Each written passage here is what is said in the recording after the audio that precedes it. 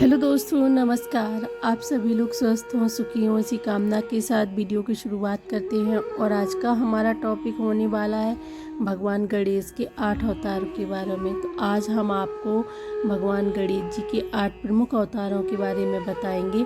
अन्य सभी देवताओं के समान भगवान गणेश ने भी आसुरी शक्तियों के विनाश के लिए विभिन्न अवतार लिए हैं। श्री गणेश के इन अवतारों का वर्णन गणेश पुराण, मृदुल पुराण, गणेश अंक आदि ग्रंथों में मिलता है। तो श्री गणेश के अवतारों के बारे में बताएंगे आप। पहला है वक्रतुंड।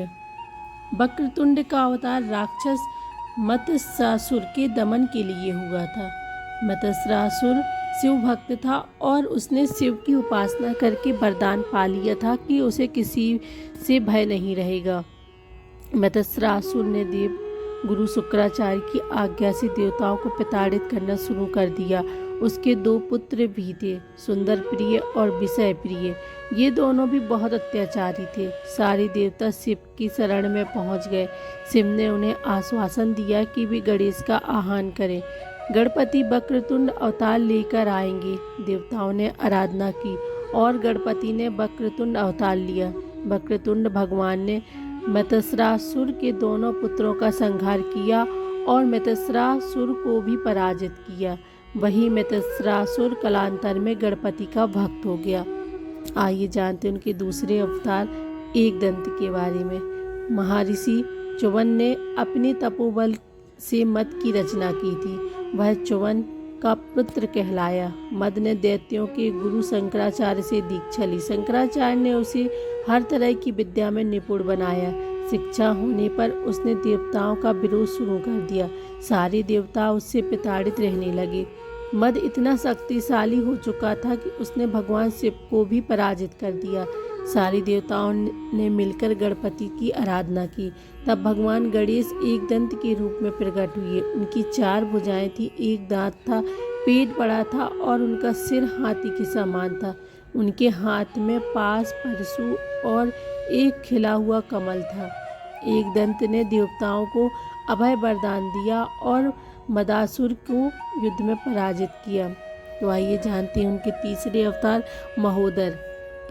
जब कार्तिकेय ने तारकासुर का वध कर दिया तो दैत्य गुरु शुक्राचार्य ने मोहासुर नामक दैत्य को संस्कार देकर देवताओं के खिलाफ खड़ा कर दिया। मोहासुर से मुक्ति के लिए देवताओं ने गणेश की उपासना की। तब गणेश ने मोहादर अवतार लिया। महोदर का उदर यानी पेट बहुत बड़ा था।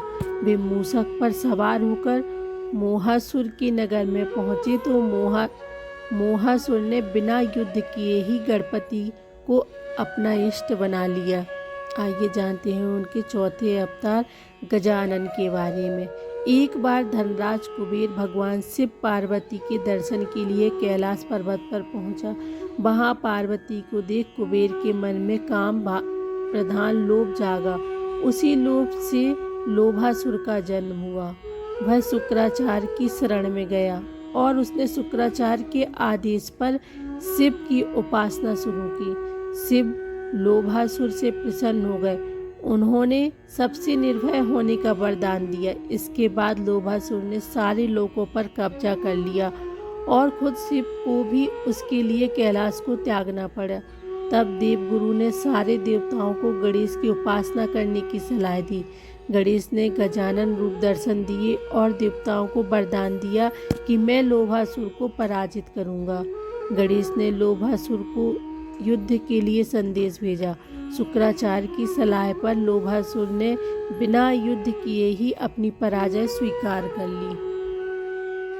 तो आइए जानते हैं 5वें अवतार लंबोदर के बारे में। समुद्र मंथन के समय भगवान विष्णु ने जब मोहिनी रूप धरा तो शिव उन पर काम मोहित हो गए। उनका शुक्र स्खलित हुआ जिससे वह एक काले रंग के दैत्य की उत्पत्ति हुई। इस दैत्य का नाम क्रोधासुर था। क्रोधासुर ने सूर्य की उपासना करके उनसे ब्राह्मण विजय का वरदान ले लिया। क्रोधासुर के इस वरदान के कारण सारे देवता भयभीत हो गए। वो युद्ध करने निकल पड़ा। तब गणपति ने लंबोदर रूप धरकर उसे रोक लिया। क्रोधासुर को समझाया और उसे ये आभास दिलाया कि वो संसार में कभी अजय योद्धा नहीं हो सकता।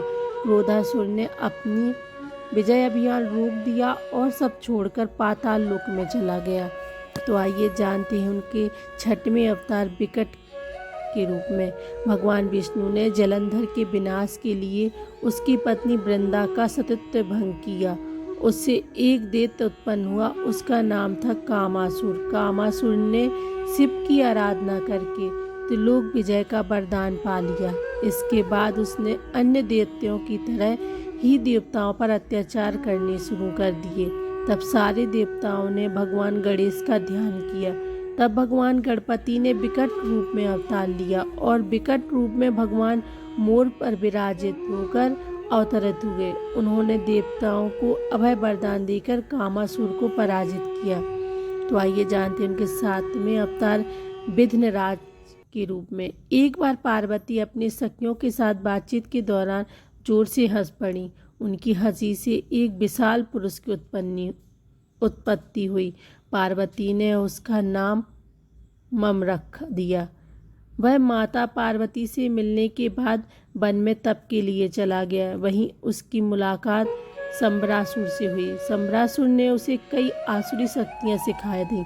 उसने मम को गणेश की उपासना करने को कहा। मम ने गणपति को प्रसन्न कर ब्रह्मांड का राज मांग लिया। संबर ने उसका विवाह अपनी पुत्री मोहिनी के साथ कर दिया। शुक्राचार्य ने मम के तप के बारे में सुना तो उसे दैत्य राज के पद पर विभूषित कर दिया। ममासुर ने भी अत्याचार शुरू कर दिया और सारे देवताओं को बंदी बनाकर कारागार में डाल दिया। तब देवताओं ने गणेश की उपासना की। गणेश विघ्नराज के रूप में अवतरित हुए। उन्होंने ममासुर का मान मर्दन कर देवताओं को छुड़वाया। तो आइए जानते हैं उनके आठवें अवतार धूम्रवर्ण के रूप में। एक बार भगवान ब्रह्मा ने सूर्य देव को कर्म राज्य का स्वामी नियुक्त कर दिया। राजा बनते ही सूर्य को अभिमान हो गया। उन्होंने एक बार छींक आ गई और उस छींक से एक दैत्य की उत्पत्ति हुई। उसका नाम था अहम। वो शुक्राचार्य के समीप गया और उन्हें गुरु बना लिया। अब अहम से अहंतासुर हो गया। उसने खुद का एक राज्य बसा लिया और भगवान गणेश को तब से प्रसन्न करके वरदान प्राप्त कर लिया। उसने भी बहुत अत्याचार और अनाचार फैलाया। तब गणेश ने धूम्र वर्ण के रूप में अवतार लिया। उनका वर्ण धुएं जैसा था। वे विकराल थे। उनके हाथ में भीषण पाश था जिससे बहुत ज्वालाएं निकलती थीं। धूम्र वर्ण ने अहंतासुर का पराभव किया। उसे युद्ध में हराकर अपनी भक्ति प्रदान की। तो ये थे गणेश जी की 8 अवतार। धन्यवाद दोस्तों।